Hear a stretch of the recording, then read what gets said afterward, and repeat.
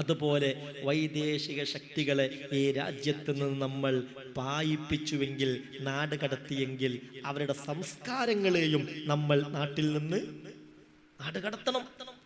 അവരുടെ സംസ്കാരത്തിന്റെ പിന്നാലെ പോയി കഴിഞ്ഞാൽ അവരെ മാത്രം നാട് കടത്തിയാൽ മതിയോ?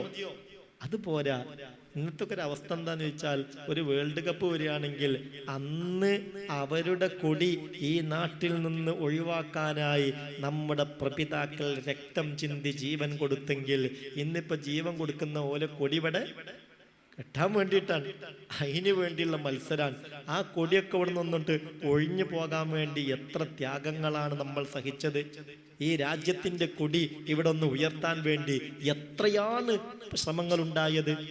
ഇപ്പോൾ ആ രാജ്യങ്ങളുടെ കൊടി കെട്ടാൻ മത്സരിക്കുന്നു നമ്മുടെ മക്കൾ. അല്ലാഹു കാത്തുരക്ഷിക്കട്ടെ. മുസ്ലിമീങ്ങൾ ഇസ്ലാമിൻ്റെ സംസ്കാരം കൈവെടിയുകയും മറ്റുള്ള പാശ്ചാത്യരുടെ സംസ്കാരങ്ങൾ അതിൻ്റെ പിന്നാലെ പോയത് സ്വീകരിക്കുകയും ചെയ്യുന്ന കാലഘട്ടം വന്നാൽ സകല നാശങ്ങളും നിങ്ങളെ വേട്ടയാടുമെന്ന് മുഹമ്മദ് മുസ്തഫ.